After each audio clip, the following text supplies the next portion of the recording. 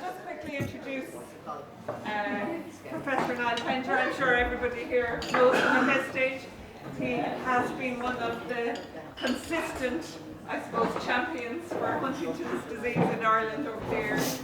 And we were delighted that last year he officially became our clinical advisor, which he has been doing for a long time. And no doubt you'll all know as well that Niall is the lead for the only enrolled site in Ireland, so that was a hard slog to get that up and running. Yeah, we're very grateful for his expertise and his support, so we'll hand over now to Niall. Thank you. Thanks, everybody. Well, thank you, and thanks for having me here today. I always feel it's a great privilege being here and meeting everybody and seeing everybody. It actually feels like, I was saying to Brian before I came in, feels like coming home again, because I know so many people here. You know, it's so many familiar faces and so many friends here over the years and family. So it's a lovely experience being in this at this meeting in particular. The other thing we were just talking about is how time passed. I was at one of these, I think was it our first one, Patricia, 2009 over Mullingar, and my son was there, and he was 10, and I don't know if some of you remember this. He was colouring in the back of the room. This evening we're going out for dinner with him and his partner. He's 27 and he's going to Australia. He's a doctor going to Australia in 2 weeks' time. So talk about time passing. That's I was thinking about it on the way down and remembering him sitting in the back of the room colouring, everybody talking to him. So it was time has passed very quickly. Thinking about what I want to talk to you about today, and I have one set of things in my head, and then going around all the tables, everybody has different questions. So I'm going to stick, I have a structure that's going to give you an update really on some of the research and some of the work that we're doing. I've changed roles and jobs slightly over the years. I was in Beaumont Hospital, many of you probably know, for a long time, and I've moved now into the Royal College of Surgeons, into a more research-focused and academic-focused place. I'm still doing a little bit of clinical work, thankfully. But to do that, and really the value of this for me is to have more time and more opportunities to get more of this research off the ground and answer more of the questions that we've been wanting to ask and find answers to in Huntington's for the years. So I suppose, we've been working together for a long time, and we've followed this journey of Huntington's research, both the clinical trials and even the management and symptom management over the years, and tried to have hopes and high points and some despair and frustrations over the years at watching the different treatments that are coming out. I think we're at a pivotal point now, and hopefully we'll see as we talk about it, where there is change happening. I don't know if many of you feel that, but there is definitely a shift happening in Huntington's research. There is more positivity about clinical trials. We have a better understanding about managing symptoms and even managing symptomatic stages of the disease and what we need to be doing to manage that. I'm not saying we're very good at doing it, but I think we're getting better at understanding what needs to be done. And I think what we want to try and do, and what I want to try and give you some suggestions here, is just what's happening out there, what's coming down the track, what we're doing with our colleagues and collaborators, and what might be helpful for you, and how to get involved. Because I think that's the other big message that we're seeing from around the world, particularly with rare diseases and Huntington's in particular, is that we need the community. And I think actually, particularly with Huntington's disease, and I don't know if Kat feels the same, she probably will from other countries, of all the conditions that we work with Huntington's disease, it's probably the most integrated, I think, between the people doing the research, the people doing the clinical work, and the community. I feel this is a very close community. We work very closely together. We've engaged together. We've always spent a lot of time asking the community in Huntington's what you need. So I think of all the areas I work with, the Huntington's community is the one that there's the greatest connection, I think, between people working. We just don't have that many people working in it, but I think there's a greater connection there. But we do need more engagement. We need the community telling us what they need, what they want researched, what they want treated, what they want managed, and we need to have more discussions, and we need to have clinicians and researchers asking you and giving you opportunities to tell what you find important and what you find valuable. So I think this is where we're moving towards now at the moment.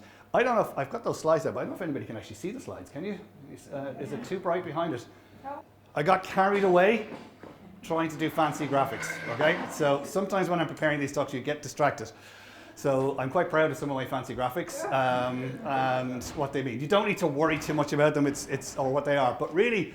I don't need to tell this group what it is, but this is really just reflecting, and I tried to get a graphic that will show all the different elements and issues and concerns and worries and components to Huntington's disease. And I think that's what I tried to capture here. It's just, from my perspective, the changes in thinking, the changes in behavior and personality that we see, the changes in movement, but the impact on families and the impact on the whole wider system and family involved in Huntington. So when you try and this is the sobering bit when we always try and think about Huntington's, is there are so many elements to it, there are so many challenges and so many components that need to be addressed. And this is what we've been trying to do in relation to the service provision in Ireland, which, as you all know, is terrible, and we need to improve. And we have a plan, and we have a system that we're trying to work and get in place, but it's not there yet. And we need a responsive, multidisciplinary team that helps deal with all of these issues, the thinking changes, the motor changes, the changes in mood and mental health, the family effects, the diet, the nutrition, the physio, all of those things that need to be treated. We need to have those in place. And we need to have them in place at the time that people need them. And this is the biggest challenge that we've always had, that you might get them, but you might have to fight, which is really frustrating because you have enough to do. And you need to have them at a time when the problem is there. You don't need to be waiting 19 months or 2 years to get access to somebody. We need them now, and we need them when the people need them, when the families need them.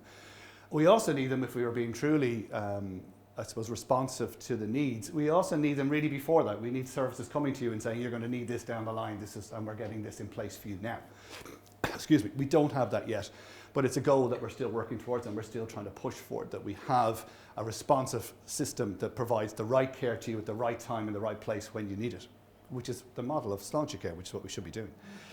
So Huntington's is this complicated issue that you all know about, and there are various stages, and this is the new phase that I won't spend too long talking to you all about this, but this is the new staging system. So when we're talking about understanding how a disease changes over time, we want to know what happens from the beginning throughout the course of the disease. And so researchers and clinicians set up something called a staging system, and Sarah Tabrizi and the group in London, who are very experienced in this, have developed a staging system that tells us where people are in the disease based on their symptoms and based on the type of changes that are happening in their body and in their brains.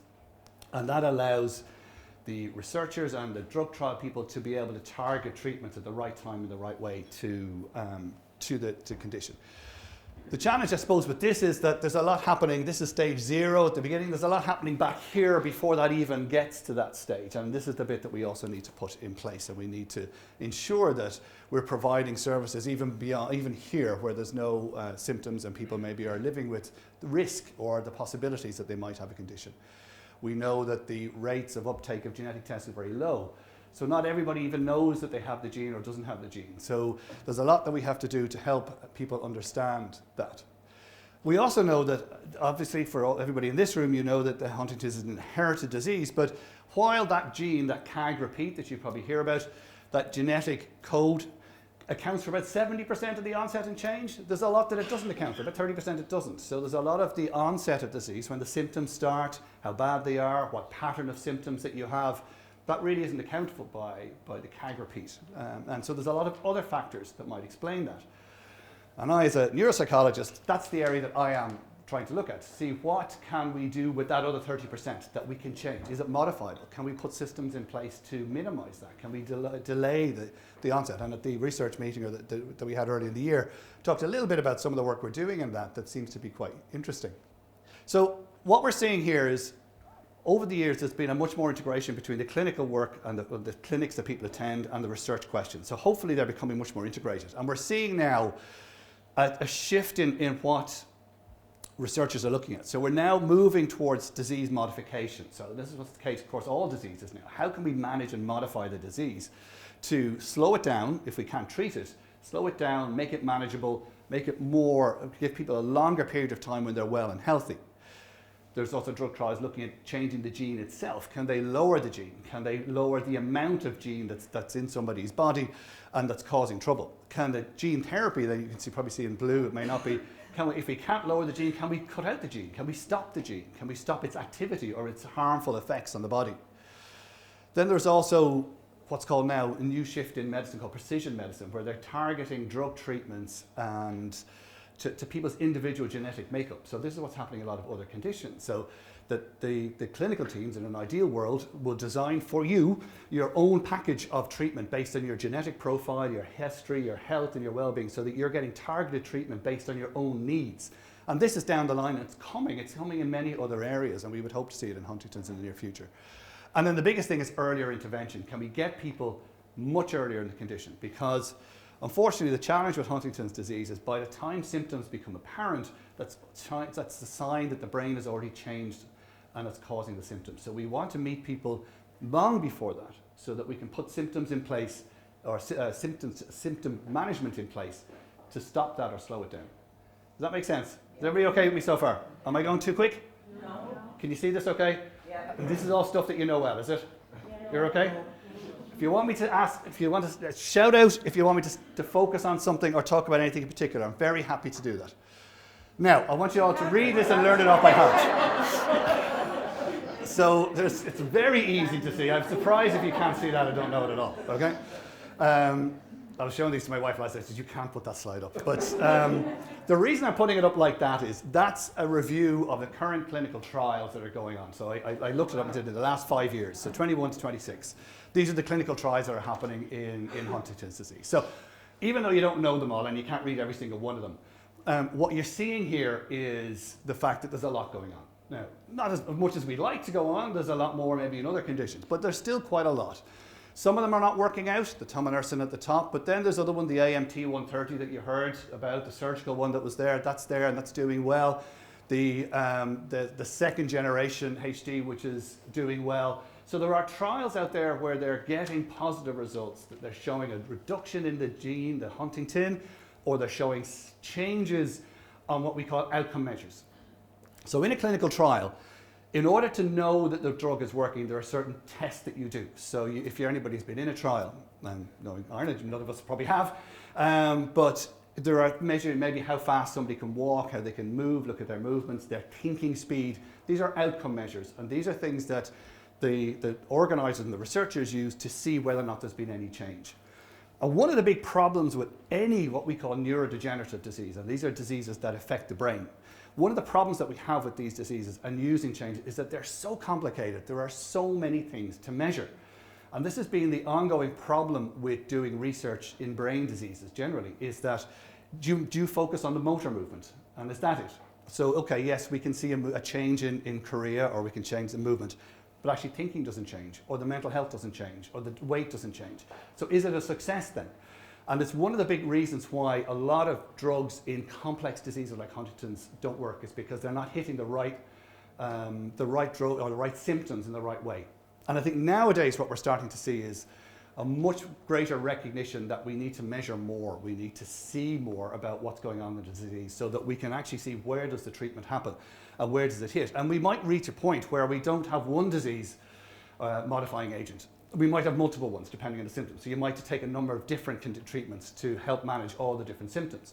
But we see this in other diseases. We see it in Parkinson's disease, where we have they give dopamine and other drugs to manage the disease, and it's very successful.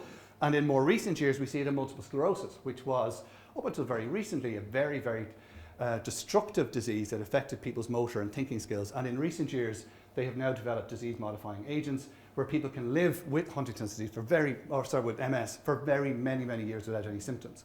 So when I started working with people in London nearly 30 years ago, and they were getting a diagnosis of MS, it was a diagnosis where they would be in a wheelchair after a number of years and then be in residential care. Very similar to what you're looking to in Huntington's. And now it's not. I meet people now year after year after year, and there's no change in their symptoms over time. So that's the goal that we're aiming for. And it is possible in neurological conditions. It is possible to get there. And this shows us that it is. I am not a pharmacologist or a psychiatrist. I'm not even going to attempt to try and explain to you what's happening in those things, because it would just baffle everybody and baffle me and confuse everybody. But I just wanted to show you that there's a lot going on. So even though it can seem at times very dark and hope might be a long way away, there is a lot happening. And there are a lot of people working to make sure that Huntington's is managed and modifiable. I mean, that's the goal at the moment. It's kind of similar to MS, isn't it? We want to modify it to start it and then cure it. We want to stop it. But there's a lot going on, and they're showing promise. We have our research day in Trinity. I don't know if anybody's going to come along to it, on the 12th of June, and we have Anne Rosser from Cardiff coming to talk about the research that they're doing in AMT 130 and the surgery that they're doing. Now, she's at the cutting edge of this research. So if you want to hear about the real cutting edge stuff, come to that meeting as well, because it's going to be really interesting. I apologize, I'll probably be saying the same thing. So you don't need to come to my bit, but come to her bit. So there's a lot going on. Is that okay? The other thing, I'll keep talking, so somebody will need to say stop talking, because I will keep going, all right? So just tell me at some point. The other thing that's happening, and there's non-drug trials, okay? There's a lot of other what I call non-pharmacological trials going on now. So we're looking at things like wearables, these watches, and measuring, the amount that you can actually measure with these complicated watches and phones now is huge. Compared to when I started doing this, when we were giving people questionnaires to fill out on a daily basis or a diary, now there's an enormous amount of things going on. So these wearables, accelerometers measure your movements and the fluctuation in your movements over time. Smartphones assessments, if you look at if anybody has a smartphone, which I'm sure you probably do, most of these smartphones now have mood measures on them, thinking measures on them under the health app. I didn't even realize you can measure things on a daily basis that you could never do before. AI-based monitoring, that's happening now. It's using artificial intelligence to monitor people over time and get a much better picture. Because the problem that we often have when somebody comes into a clinic once a month, once every 6 months, once a year, you only get a snapshot of where they're at. What we want now is to get a picture of what happens to people on a daily basis so that we can really go back to that precision medicine and design something that sits with you based on your profile. And we've started doing some of that work in motor neuron disease, where people are wearing EEG caps and measuring their cognitive function on a daily basis. And we can measure changes and fluctuations in their thinking change over time. And that's really important, because then you can target the trials to measure things properly. Because if we can't measure it, we can't change it. And this is the problem. And then real world functional capture, that's the other big thing.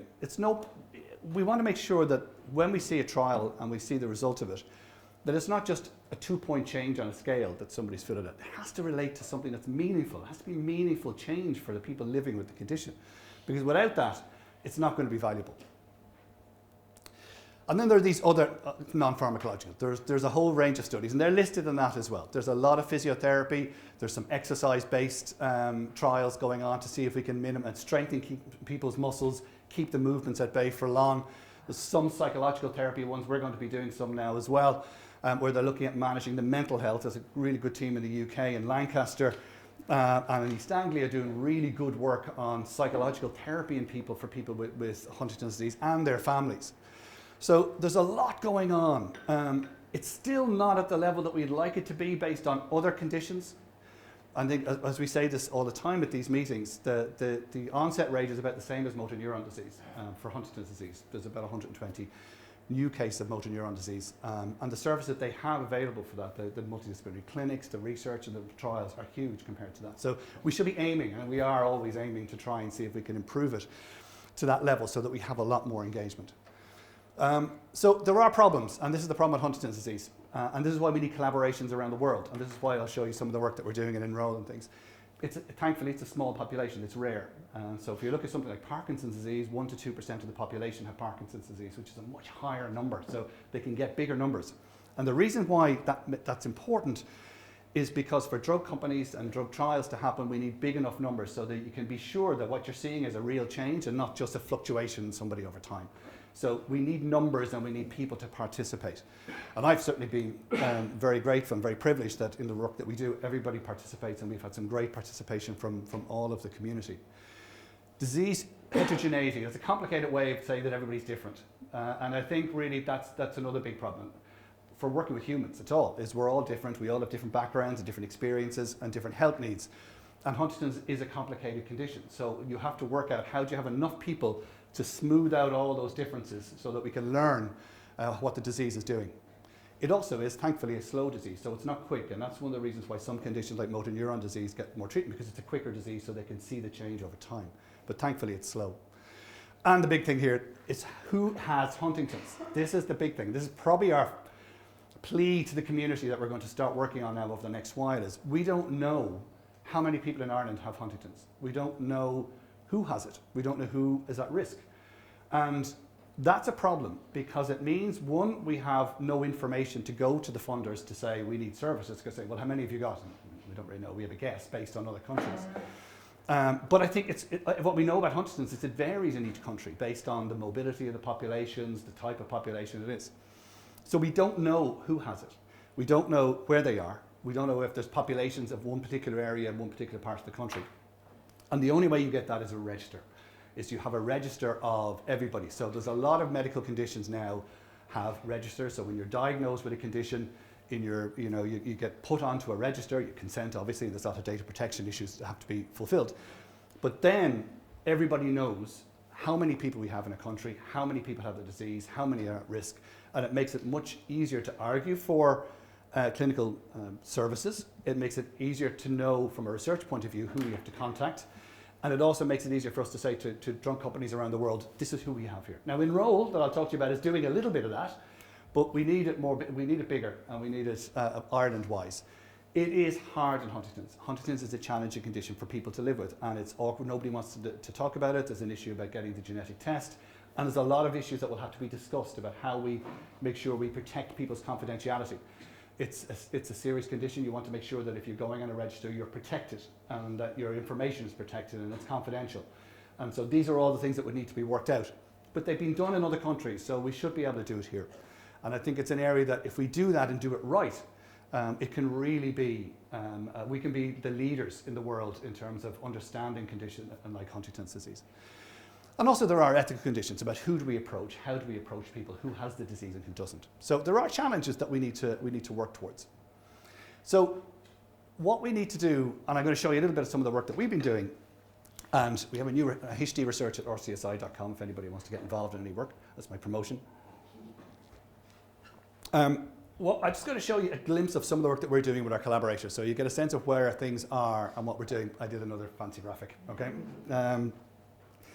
This took a little bit longer. So what this is really just showing the different types of projects that we're running at the moment and why we think they're important. So I'm a neuropsychologist.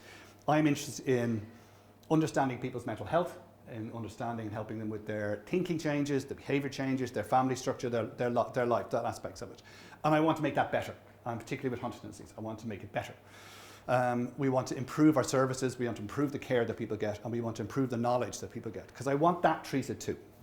So we have a number of projects that we're running. HD COG, some of you were already in, which was with Column before that. Somebody attended, and I'm going to show you a little bit of Column's results.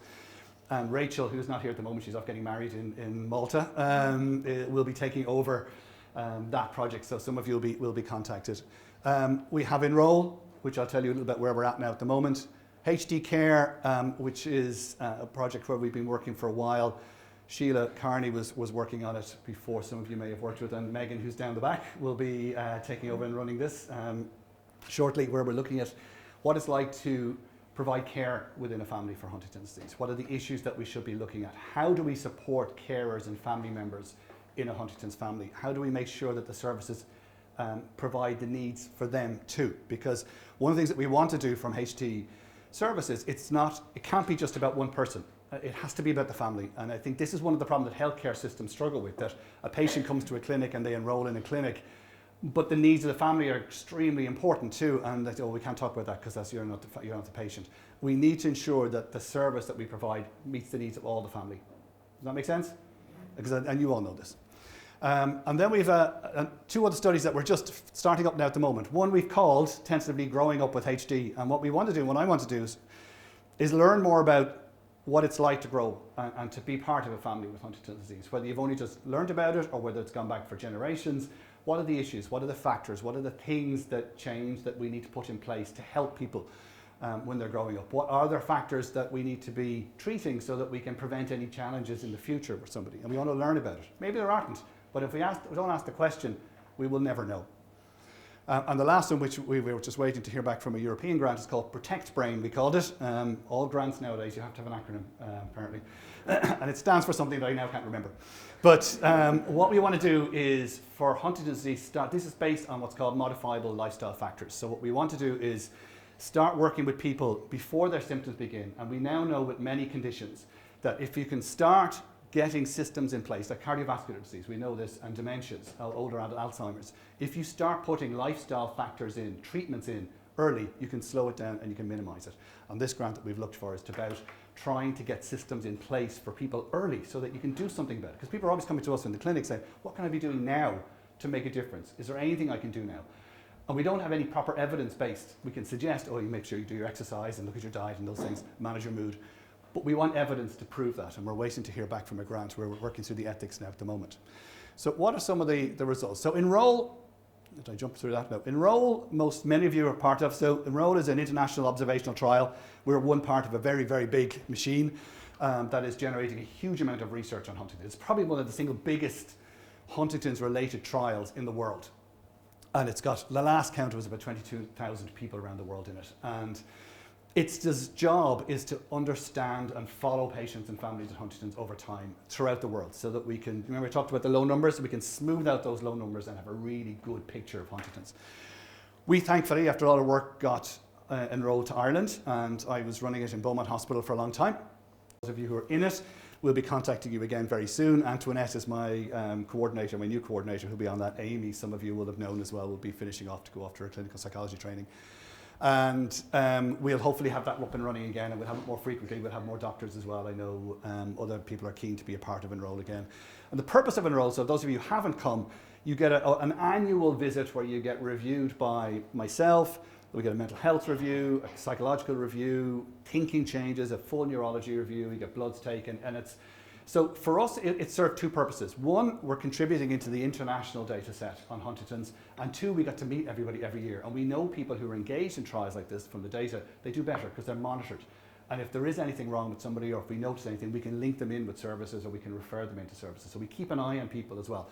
For me, it's been lovely to get to know people, and I've got to know their families and their children, and in some cases the grandchildren of people over time that I've got to know families. And that's really important for us to help connect with the community, and privileged to get to know family members from that purpose.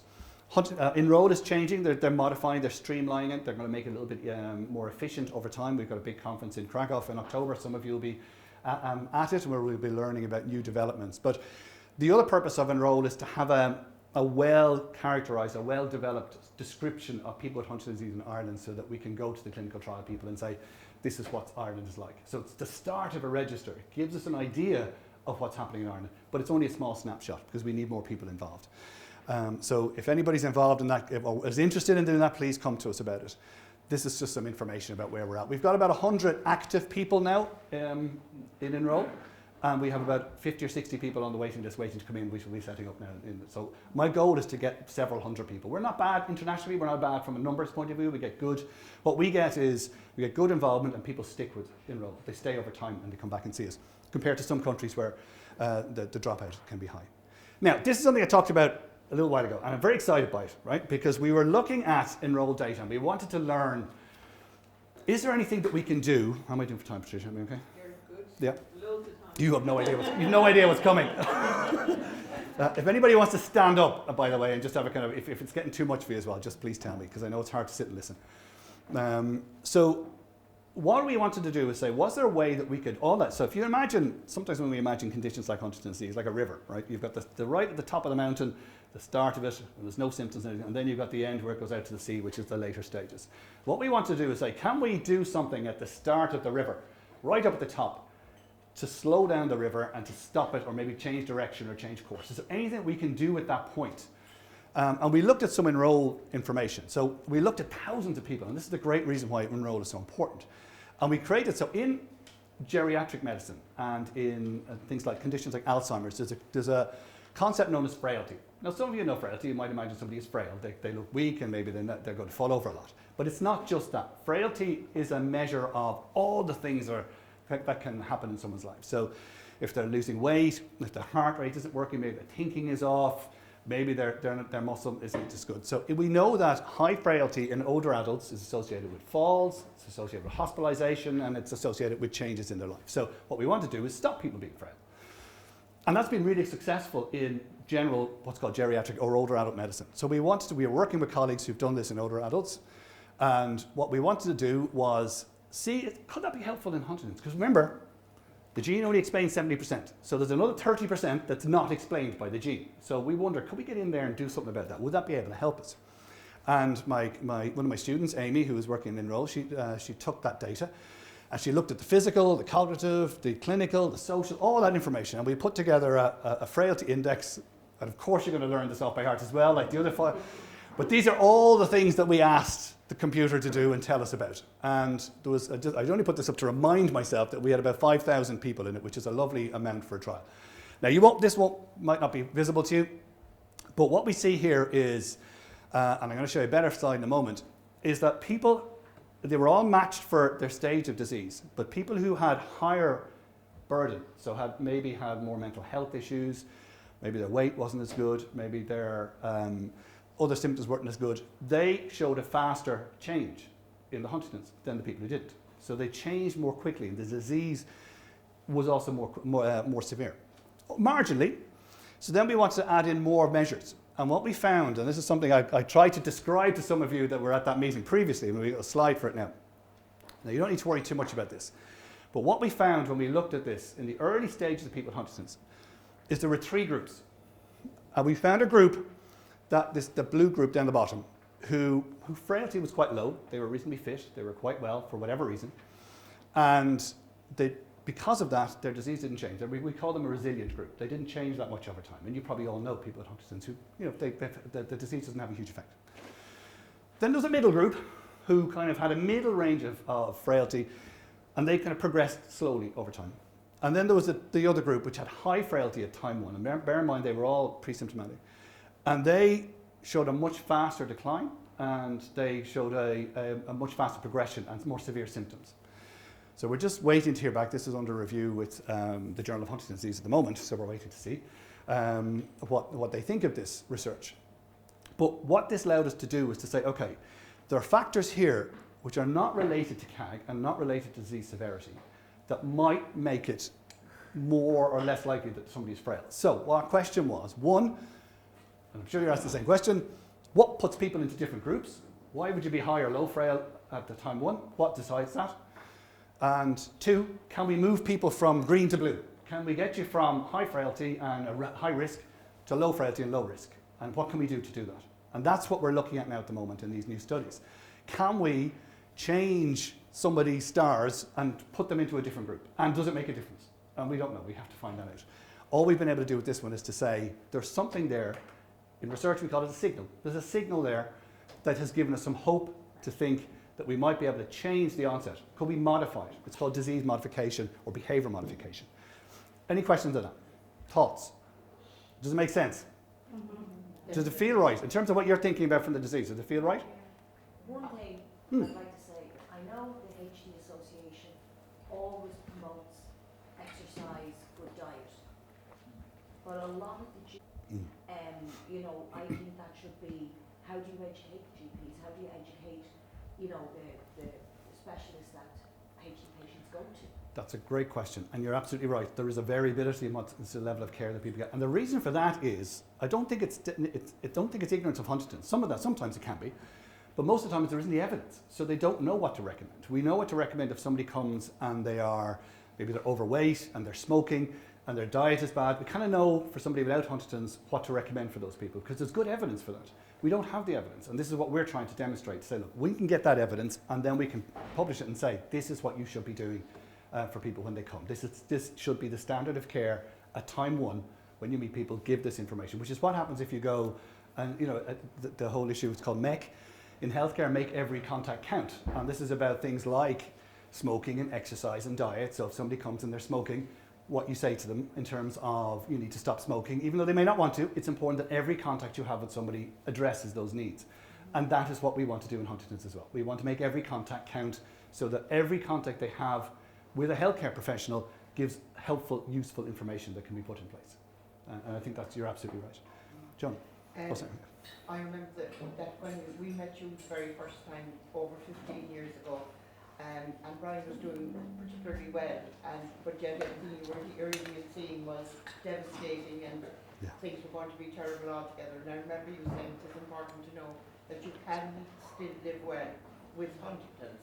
And going to the other end of, a month before he passed away, he was still able to walk out to the bathroom with assistance. Yeah. He was still 100% with us. He was telling jokes the day before he died. The nurse came in to take my blood. I asked her, would it be in vain? But I often wondered, the fact that he was a postman and the fact he was thin, I wonder, were they significant factors in Yeah. what you're talking And about this there? is, and you're absolutely right. These are the things that we're all asking. And what you're doing there, that's research. That's clinical research. You're wondering, is something different about this person, or there's something that may have affected their disease based on how they lived their life, or is there something that we could have changed? And they're the same questions that we're asking. What is it that they might have done? And I'm so sorry to hear about Brian as well. I mean, he's a lovely man as well. No, he was late onset. Yeah. Yeah. And that's one. Okay, so that's the gene bit. So that's the bit that gives you the genetics. And maybe that's it. And we all match these for stage, but maybe it is the genetics. Maybe if you have low CAG plus your lifestyle, maybe that's the issue. But we just don't know. And that's the bit that we're trying to find out now, because we know it works in other conditions. Sinead, yeah. I suppose to highlight, my mum would be a very good textbook case for something like this. So when she was diagnosed, she was very unwell mentally at the time, and we had no intervention post-diagnosis. And I suppose in the last year or so, things have finally come together, and we makeshift multidisciplinary team, and she has a psychologist who she goes to bi-monthly, and definitely in the last 6 months it's been life-changing to have that intervention for her mentally. So, and I would see a massive shift in her in the last couple of months having that intervention. So it just shows that lifestyle factor. Absolutely. Her going for that hour every 2 weeks has mentally And major impact. And thank you for everything that you're doing. I mean, the amount of work that you're doing, it's we just said, I don't know how you do everything, and all that advocacy that you're doing. And I'm glad to hear that from your mum as well, because we want to have everybody to have access. That's the standard that we want. And you say it's makeshift. We want it standard of care, and it should be standard of care. And then, so our question then is, what could you put up before the symptoms, before you need it? We would like to see those access to psychology for people at risk and families at risk before you need it, so that you can build the skills and build the resilience and build that knowledge base before you get into the point that the symptoms are causing trouble, and also for your family as well. So I do think on that top red line, I think certainly mental health issues, my anecdotal, my own feeling is certainly contributing to that, I think. So people who have very heavy, strong mental health issues, maybe we know this in non-neurological psychiatric conditions like schizophrenia and other conditions, that those mental health issues can cause problems with work and with school and with relationships, and that can cause problems then in terms of people's ability to live their life. So we're wondering, that's one of the questions we're asking, should we be putting a mental health intervention early? Yeah. I don't want to interrupt, but No. I think based on what our previous speaker has said, actually Brian did have psychology, and I do think that was very significant as well. We were just blessed that under the psychiatric service there was a psychologist, and he said she was his lifesaver, was what she said. She came to see him once a month for about 6 years, and I do think that was another significant issue. And you're right, and that's the other piece that you mentioned there, came to see him, and that's the other thing that we should be doing. That's what I talked about, it should be responsive and at the level. So it should be where the person needs it rather than, and I know I'm guilty of this too, when we're trying to be in a service, but we need to have enough funding so that we can have services that come to people's houses. We know this in mental health, and we know this in intellectual disabilities. Going to people's homes is where you can get the best care and that you can treat people better. So you're absolutely right. So we need to be telling everybody. Now I'm conscious I'm overloading you with tons of information, and I'm not going to keep doing that because I can keep doing that. So HD-COG, some of you might remember Colin. Put him up there. Colin put you through 1 million tests, lots of memory, lots of thinking changes. We haven't forgotten that. Colin is down in Galway at the moment. He's doing a diploma down there in terms of innovation, and he's very, very successful, but he hasn't lost his love for HD. Rachel is taking over, and we'll continue with these next phases. So we had about 113 people. We had a good lot of people. Again, one of these slides, I'm not expecting you to do anything. But what we did find is that we were the purpose of HD-COG was to see, remember, up that stream, right up at the top of the mountain, were there subtle changes in thinking that we could work with very early and put some systems in place? And Colin certainly found that thinking speed, those of you who did it, he got you to do lots of things fast and timed you to do things really fast, which was very stressful. And he found that those timed things were the ones that were showing changes very, very early on in the disease, as well as changes in, again, you can't see these here, but changes in mood, and changes in something called apathy. Now, apathy, it's not a great sounding word. It's like dementia. It's not a nice sounding word. But what we mean by apathy is that the ability to get up and go. And we all feel it sometimes. You just don't want to do something. You're tired. But we know there's something called an organic apathy, and we see this in a lot of conditions, where somebody finds it hard to get the effort to carry out tasks, to do things, to be engaged with things. And we do see that very early on. in Huntington's disease. We see it in other conditions as well. But it can cause a real problem with care and care needs and being able to get access to care. So we want to treat that too, and we want to make sure, and in motor neuron disease, which is the other work we work in, it's also a problem, and there's lots of treatments aimed at that. So we found changes in how people interact. It's something called social cognition. I don't know if I'm not going to talk too much about it, but how people read each other. So with Huntington's, we found that sometimes people mistake emotions in people, or they might seem they're a little bit rude, or they might seem to be saying something that may not be the right thing at the right time. We found that for some people very early in the disease, that can be a problem, and that can be a marker that disease maybe is changing more quickly, and it could lead to that higher frailty. So what we're doing at the moment is all our stuff is coming together to try and get this one answer that we can start putting it all together. Lots of graphs. I'm not going to show you all those. So what we want to do is put something. This is something I'm stepping aside into our motor neuron work that we've done. One of my PhD students, Emmett Costello, looked at this in motor neuron disease, and we found something called cognitive reserve. Now, cognitive reserve is something that we now know in dementia again. So it means that people who, so I don't know if you've read all this work over the years on staying off dementia, so learning a new language. Have you come across this? Yeah. Learning the piano, taking more demanding activities, challenging your brain, doing more exercise. That's what builds cognitive reserve. And we found that in our conditions, in something that's so severe, motor neuron disease, that we did know almost 200 people with motor neuron disease, and we looked at their habits and their behaviors and what they did and they stimulated. And we found, again, it doesn't project very well in the graph, that those people who did more brain training, more stimulating activities, who challenged their brain for longer, stayed well for longer. They kept the dementia element longer. So we know that cognitive reserve and working on your cognitive reserve helps. And there's a new broader concept called brain reserve now. And that's looking at what can you do to improve your brain health and your brain reserve. And there's amazing research. The Trinity Global Brain Health Institute is doing some amazing work now, even just looking at large population sizes, like things like pollution in the environment, poverty, those sort of things which affect your brain age and your brain health. So now we're looking at things like brain aging. And what we want to do is reduce it in Huntington's. We want to make sure that we put things in place to keep it underway. So this is what I was just talking about. So it's about trying to put things in place. And this is what we're doing in this Protect Brain. Again, you can see that I was fiddling around with graphics. So the Protect Brain will have 6 what are called pillars, which are the 6 lifestyle medicine. This is something I didn't have when I first did my talk in 2009. So talk about healthy aging. So there are 6 pillars of what's called lifestyle medicine, and this is what people do in general medical health to keep people healthy, and we want to put these in place. The colleagues I work with in RCSI are experts in this. So there are things like healthy eating, exercise, restorative sleep is really important, and we know how sleep can be affected in Huntington's, social connections and social engagement, minimizing risky substance abuse, and stress management or emotional psychological management. They're the 6 pillars that exist in lifestyle medicine, and this Protect Brain is going to be trialing those in Huntington's. And we're working with colleagues, 2 groups in the Netherlands, in Groningen and Utrecht, and also in Spain, in Barcelona, and in Paris, and in Australia with our colleagues down there. So we're going to have a large international group of people in different countries, all putting their working with Huntington's disease early in the disease to put these in place. And also, we want this to be open to non-gene carriers as well, because what we're realizing is it's not only people with the gene that need help, we need family members too, and they need that treatment as well. And this is why we led to the Growing Up with Huntington's study. So that's this. So I created one of these word cloud elements just to say, from a relative's point of view, what are the issues that come up? And that's probably not entirely accurate. But you can see that these are the kind of what's out there in the internet in terms of talking about Huntington's and what people are saying. Unpredictable, life-changing, behavioural change, cognitive, emotional impact, genetic, loss, caregiving challenges, impact to families. These are the things that families, you all are saying out there in the world. And we want to target all of those.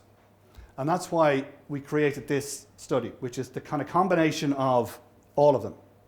So again, it's not a great name, but what do you think? Growing Up at HD, is that a useful name? It tells us what it is, I suppose. It says what we're doing. So we're looking at the emotional impact, the mental health, education and work, relationships and social life, health and lifestyle. We're going to have a number of parts to it. So you're going to hear me coming around, and Megan's going to be doing some of this as well. We want to get together. First of all, we want to get what's called a PPI group. Now, this is a group of all of you to come together and tell us what we should be asking. Tell us what you think is important that we're not thinking about. So I'll be reaching out to some of you now soon. Then we're going to get a focus group of people to test those ideas. Then we're going to start doing individual meetings and interviews with everybody. We're going to ask your opinions, and then we're going to do some kind of measures that you probably do online as well. And we want to work with people who have the gene and don't have the gene, and who are at risk, who don't have the risk, or people who don't want to know whether they have the gene or not. So we're going to design it in such a way that we capture everybody, so that we really get a full picture of what life is like growing up with a condition like Huntington's. And we think it's going to be helpful to put systems in place very early. How can we manage the mood issues early? How can we manage those mental health? How can we put lifestyle behaviors in early for people? You see this in other genetic conditions, other medical conditions, where families are treated as a family, and they're addressed, and their needs are addressed as a family. And then we want to put interventions in place and want to see whether that's the same in different parts of the world, and get it as early as we can to offset any of these things that could be changeable. Look, we don't have a cure yet, but can we do something to change it? Can we do something to make it more manageable for people? And can we get those contacts counting, so that every time you go to the GP, every time you go to your clinical nurse specialist, or one of them at the moment, can you get the right information and the right needs for where you're at in the disease at the time? And this is why, well, that didn't project, this is why working with all of you and the privilege of being able to engage with the community and with the HDAI, and I forgot to say at the start to congratulate Patricia on her 25 years as well. An amazing advocate. Everywhere I go, I use the HDAI as an example of how people can achieve so much with so little. I mean, but having key people in the right person and the right job at the right way. And Patricia's amazing for that. So congratulations, well deserved. So we want to work with all of you, because the patient's voice, particularly Huntington's, is vital for us to understand what's going on. As we can see that, we can understand a little bit about it based on the biology, but the rest of it is about the life, and we want to learn about that. So this is what's called PPI. Have you heard that? Because you know that we're doing something with Eva in Trinity, and this is called public patient involvement. This is the fancy way of saying just asking people with the condition what it is, which we should have been doing for years anyway. These are some pictures from more recent ones. Some people you might know in the audience from our recent PPIs. So why is it? Well, it's important. It's important because we get involvement, we understand what's going on, we co-produce, we design this thing together based on the needs. So based on our understanding of the science, your understanding of the lived experience, let's put something in place, let's test it, let's retest it, and let's design something that's going to be effective. And that's what we're doing now at the moment. That's what we want to do. And it's so important because you have that lived experience. You know what it's like to live in it. You know the frustrations, the fears, the hopelessness, the sadness, and the joy at times. And we need to measure all of those things. They give us much more meaningful. So remember I talked about, it might seem like an eternity ago now at the beginning, I talked about how we measure change. We want to measure change that actually is meaningful for you, that makes a difference, that you can actually say, I did this and actually I feel better because of it. How can we improve quality of life? It's ignored many, many times, and we need to improve that, because it's the quality of your life that's important. It's what you live with and how you live your life, and the joy and all those factors that make a difference. And what are the community saying about what we're worried about? What are our concerns? What are they saying that makes a difference, that we're not listening to or we're not hearing? And this is what we need to do. I'm nearly done. So, okay, we have challenges. We have no cure yet. We're coming close. We have no cure yet. There's an inequality, air code lottery. It's not even an air code lottery really in Ireland, because there's no services. So there's an inequality in terms of service provision. There is a stigma. I don't know if you still feel it, but there is a stigma about Huntington's, and that's probably attached to the mental health aspects, because we know there's a big stigma in mental health care as well. So people are reluctant to come forward. People are reluctant to say that it's in the family. As we've talked about many times at meetings, George Huntington in 1872 mentioned that, but people weren't talking about it. They didn't discuss it. So this is a long-standing issue within Huntington's communities around the world. But what can we do? We're a small island here. What can we do to reduce that stigma? How can we improve that? How can we make it so that people with a condition that don't want to talk about feel comfortable talking about it, and feel enabled to talk about it, and have a voice to say their fears, and somebody responsive and responds to them? And we need to engage with the community. You need the researchers to be part of your community. They need to be engaged properly, because if they're not, they won't happen. You can't really see that's not projecting, but really what we're saying is there's a lot of things. This is where I think the current trends are. So we've got these modifiable risk factors now, which we're hoping to do something about. Early intervention, which is a big thing. Now, I'll pause on that. I'll just step aside for a second. Early intervention up the stream is really important, but we cannot lose sight of the further down the stream and not providing care, because that's got to be also as important. And there's a real concern for us at the moment that if we focus so much at the top of the mountain, we're losing how to provide care for people living with the condition, and that is equally as important. So I'm not ignoring that, and I think that is very vitally important, particularly as a psychologist. Living with the condition is extremely important. So we want to make sure that we are providing care across the condition, the continuum of the condition. Everything's going digital now. There's a lot more that's going to be about digital monitoring and AI. Gene therapy is going to be on the cards, I think. Community engagement and registers, remember that, the registers is going to be really, really important. And this focused precision medicine is probably where we're going to be seeing a lot of the work. So we see early intervention, lots of combined therapies, lots of different treatments. So if you've got Huntington's, you're on lots of different things. This precision medicine, kind of repeating the same. Home monitoring, I think, is the other bit. So getting people engaged at their home so they don't have to travel around the country. We're already with challenging circumstances, getting in and out of cars, negotiating car parks, paying for car parks in hospitals, and getting care that's close to your home and near your home. And we should be able to do that. And this bit here, integrating care. We should all be talking to each other. Well, thankfully, I did hear, I think on the news recently, that they're moving towards now, at last, electronic patient records for Ireland. Did you see that? We're way behind. I mean, we should be. I mean, when I know Kat might talk about this in Scotland, you probably have it, but our colleagues come to monitor, enroll, and they come from the UK to monitor to make sure we're doing everything properly. In the beginning, they said, where's the electronic patient record? So can we check the patient who's come from Galway? Can we just log on and check their file? No, well, we don't have that yet. I can give you this file. I don't even know the ones that are in this hospital. So, we're still at a point where we're missing out on care options because we don't have the basic infrastructure to actually provide care. So that somebody coming from Galway should be able to access their records and see what's in their records, and people somewhere else in the country should be able to do that. That's coming, I hope, soon, and it'll be done properly. So I'm gonna stop. So I think really personalised, personal said care, it's a very fancy thing. Personalised care, I think is where we're going to really be focusing on it now. Early treatment, but at the same time ensuring that we provide the proper resources and integrated care services for people who have the symptoms and for family members, and that we are responsive. We have got to fight and continue to fight for responsive, needs-based care for families, that it has to be there, because without it, it's going to be really impossible, and we need to fight. And I think we're there. I think we are very, very closely there. So I'm stopping before I wear you all out. I would like to thank you for your time and for listening. I really want to hope that we can continue to develop the relationships and the community partnerships that we have. That science and care should not be they shouldn't be separated. They should be part of the same process. You should be doing this together, and it should be with the partners. And I think we do have hope. I do feel hope. I think within my career time left, I think we will see disease-modifying agents for Huntington's disease. I've said this to some of you coming to enroll, and I'm putting myself out there, and I think I've probably got another 10 or so years of working, and I think we will see disease-modifying agents for Huntington's disease. So I'm stating that now. Hopefully I will be back before I retire in 10 years and we'll say that we have it. But I don't know, Kat thinks about from the literature. I think we all feel that there's something coming now that we need to make sure, and it will be there. We don't know what form it'll take, but I feel compared to 30 years when I started this, there wasn't anything. So I do feel optimistic that we will have something. These are all the people that have helped in our research so far that are working with you. You'll probably recognize many of those names, and I just want to thank everybody who's doing all that work and all the patients who are involved. Look, I'm going to stop there because you need to probably have some lunch. But any questions for anybody? I'm delighted to try and answer anything that I could try. Are you still awake anyway? No, well, I would just like to really acknowledge the work that you do. And from a non-HD family member, you have really taken this on board and you have ran with it and you have stood with HD families for years and years and years, and your commitment is just commendable. Thank you. So you keep doing what you're doing. Appreciate that. Thank you.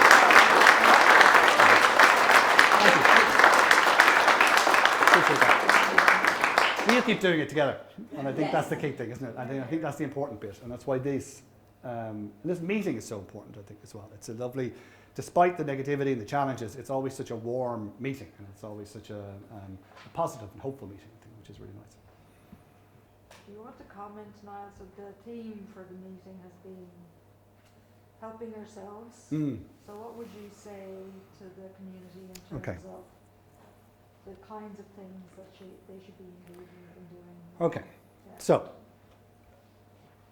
it's a challenge, and it's certainly these are not criticisms, because I know how hard it is to live life with a condition and also try and do things. But I suppose the voice is really important. Hearing the voice of people with Huntington's disease is vital because getting that message out there about the challenges and the difficulties of the disease is so important. You've probably all seen those two young lads running around Ireland for inherited frontotemporal dementia, which is a devastating inherited genetic disease, very similar to Huntington's disease.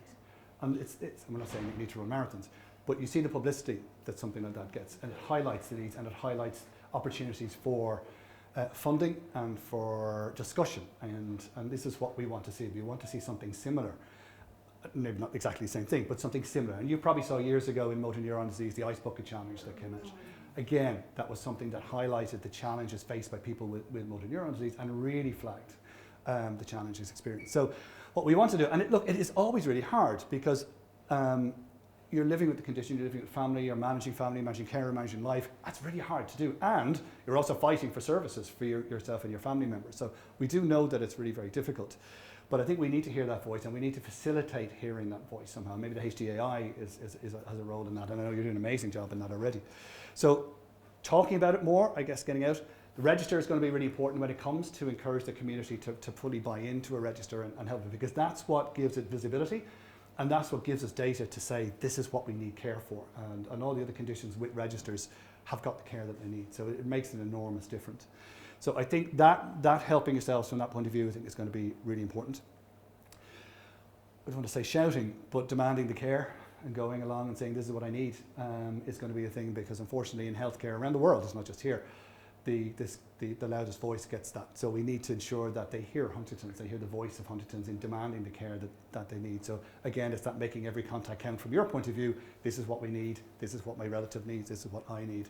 So it's being able to be a part of that as well. And take the opportunity to talk about it. I suppose the last bit for me is that stigma, is taking the opportunity to help people who are newly diagnosed and share that knowledge, because like most conditions, and Huntington's probably more so, if you look online, it's quite terrifying, the stories. And so you don't want to hear that. You need to hear some stories of living with the condition and things that went well maybe. So hearing that as well. So I guess for me the most important thing is really is finding a way that we can begin to start telling the story of Huntington's disease out in the community, so people understand what it is and understand the challenges and the positivities and the needs that need to be addressed. And as I said, there's all sorts of individualized ways that people can do that, but patient power, patient group power is extremely powerful, and we've seen it in lots of other conditions. If you get people together, that's the other thing. I mean, we're talking to the converted here. You're the people here all in one room, but there are lots of people who are not here today who maybe need that help coming on board and learning about the disease, because the more of you demand and the more that you get as a group, the more likely you'll be listened to by politicians and policymakers, because it's the noise from the group that will change the conditions. I'll shout, but everybody, when I talk and I shout, people say, oh, well, he would, of course, he's got a vested interest in it. So they don't, sometimes they've stopped hearing it. So they need to hear the voice of the people with the Huntington's and the families loud enough, so that, and the best way to do that is for you all to get together. And I know there's great plans, Trina, within the HDAI in terms of doing that and promoting the needs nationally from a voice point of view. But that would be my sense, I think. And also participate, I suppose that's the other bit. Many of you again are doing that here, but when the trials come, and we have enroll and we have research, get involved and participate, because by participating you benefit your own care, but you also benefit the future of the condition as well. Yeah, Kat. So the nominations, I suppose, the voting starts on the 1st of June for the HDA Executive Committee. So you can become a member now and vote for Niall on the 1st of June. Look at that. I'd like to do that and have a t-shirt, vote for Niall, but anyway, I'll do next. Thank you. It's very easy, it's free, it takes about 3 minutes. Thanks. Hopefully everybody in Scotland will as well, won't they? We'll set up a booth, we'll set up a booth. Yeah, if anybody wants to register the company, then they'll get registered. It's free. Yay. Yes. Is enroll going to be operating out of the Royal College of Surgeons now rather than Boma? Technically, but it's actually going to be exactly the same. So those of you who came more recently to enroll, we were in the Clinical Research Centre, we have a nice little suite and we have the 2 rooms. That's exactly where it's going to be, because that's an RCSI building anyway. So it's going to stay in exactly the same place. It's just at a technical contract level, and also think it's going to be working with RCSI, but it's going to be in exactly the same place with the same people doing the same thing. Yeah. And the staging, the second or third slide that you had there, could you talk a little bit more about what that means, that the London team have come up with?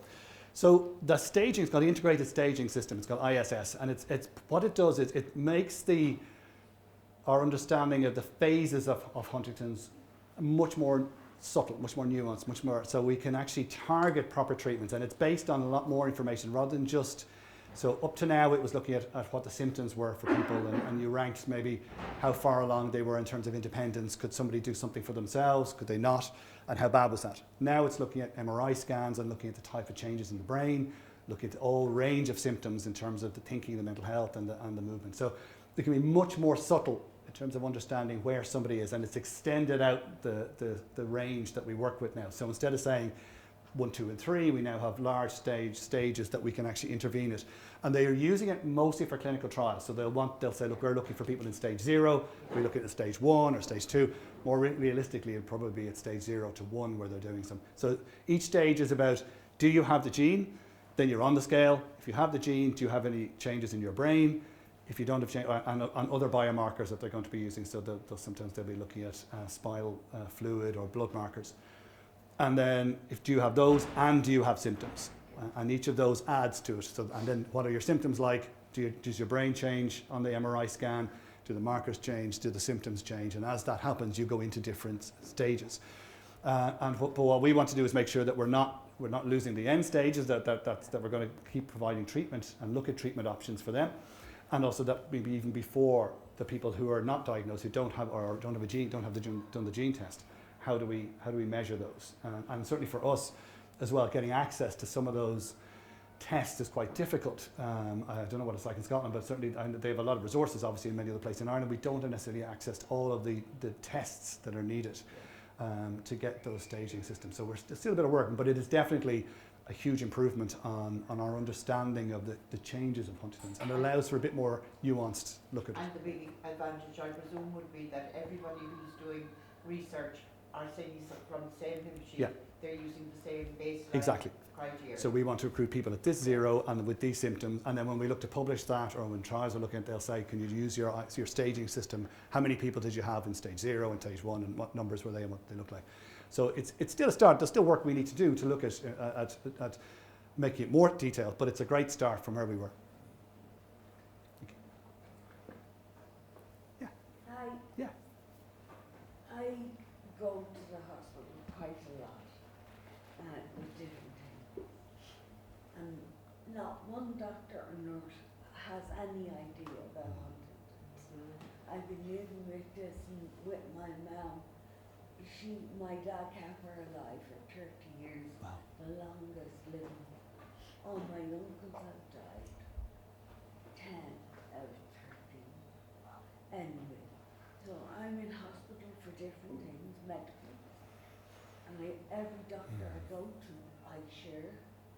I tell them, I teach them, I teach the nurses, and I teach the physios. And they're coming to me and asking me questions. Not one doctor knows. And then I was getting my hip operation, and my doctor, Alanti, learned everything about it. And so, like, no matter where I go, I tell people about it. Great. Well, for years, when we were younger, we just traveled the world and said I didn't want to know anything. And now, when my mom died, we decided to get tested. And now I obviously have my brother. But it's all about teaching people some toes getting a bit dry.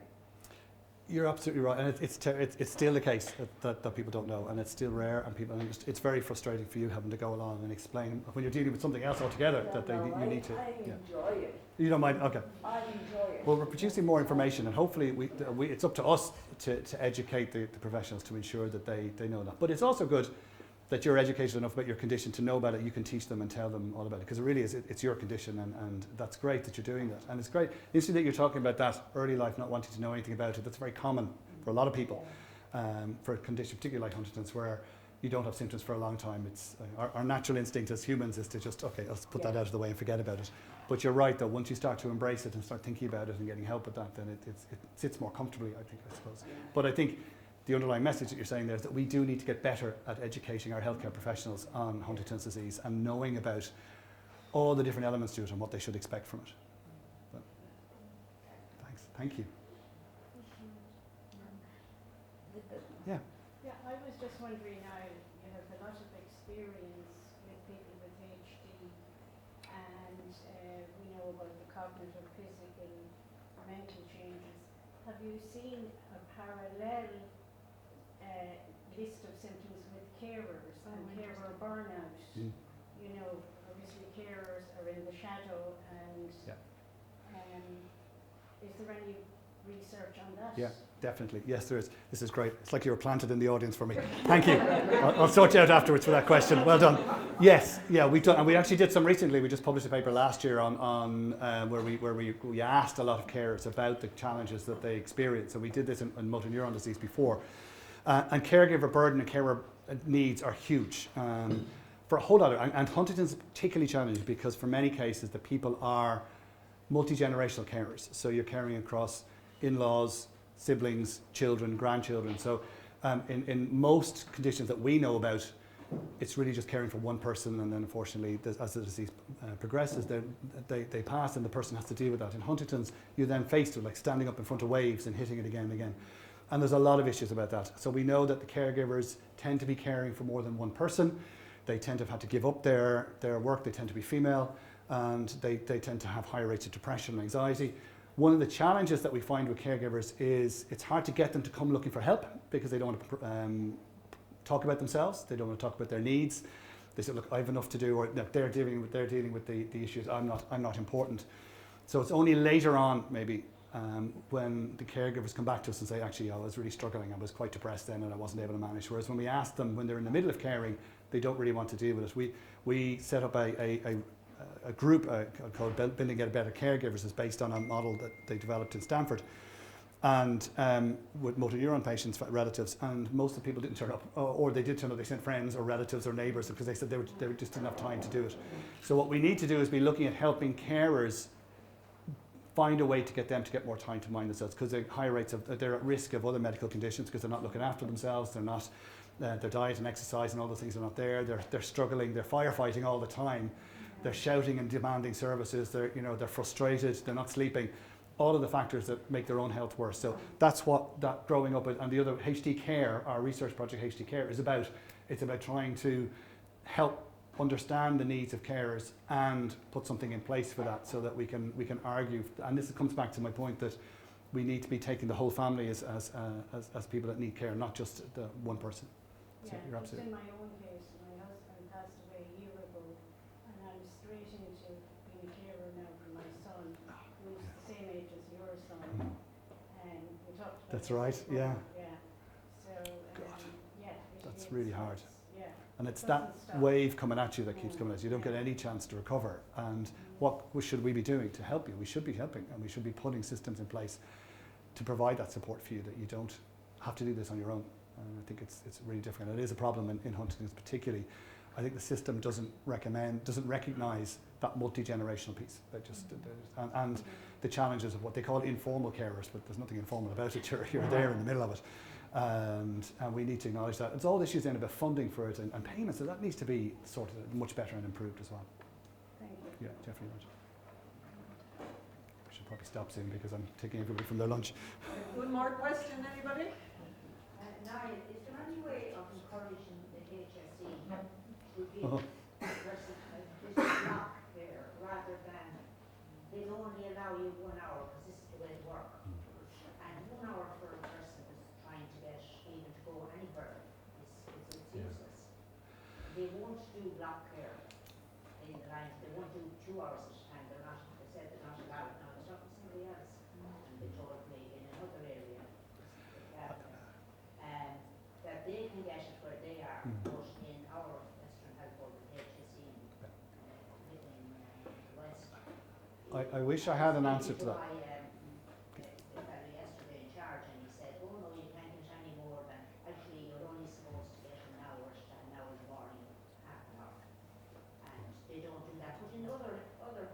they do it. How come they're not?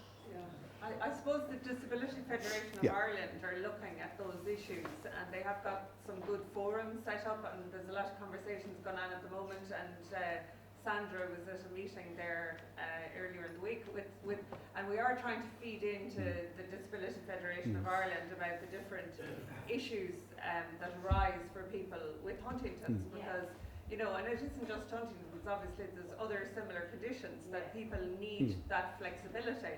And that's why we're trying to get a care pathway, you know, instated as well and acknowledged, because you need that flexibility. It's no good providing what people think you want. We need to provide what people actually do want and what's useful.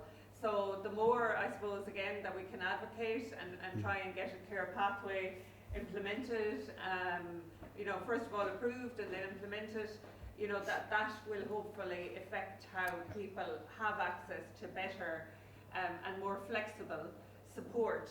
And, you know I had a conversation yesterday evening with somebody who's doing some study on this around the need for better care and support in the home. And, you know, we have a short video address from Martin Daly, but I heard on Disability Matters him talking about that very thing, that you know, the government, I suppose, is willing to fund people going into nursing homes, and that costs a lot of money. So if you just put that intervention in earlier for people to manage independently in their own home, it's much more productive and efficient. So hopefully we can keep trying to get that message out there as well. But thanks for raising that, Joan. It's very important. It's a real problem, Joan, and because there's different funding pots and different streams of funding in different places, you get this air code lottery as well, and you also get, whether it's disability or other areas, different funding. We did a presentation to the Disability Management Joint Oireachtas with MAGS and the NAI a few years ago, but a similar issue more broadly with neurology generally. So we do need those streams that are dedicated to neurology and neurology symptoms, because they have much more flexibility. They need much more flexibility because the disease changes over time, and you need different needs at different time. You can't just, one size doesn't fit all the time. So that's the same message that we need to keep saying over and over again, and it needs to be the same no matter where you live in the country as well. Well, I think the biggest problem is, like that lady mentioned there, the HSE and those entities, they have no clue of what They don't know. Very few people know the needs. Involves. And they think it's the same as if you're going into a dementia patient or something else like that, or a person who has a disability or just needs a back in the morning and that. They have no idea that it's a lot more complex. Absolutely. It's just lack of education. And that's coming back to what Traina was mentioning. That's that voice bit that we need to be getting that voice out and telling them, because that's what they'll only listen to you guys shouting about that. No, I better stop. I'll be dragged off with a crook in a minute. Thank you. I hope that was useful. It was lovely to see you all, and it was, hope it was.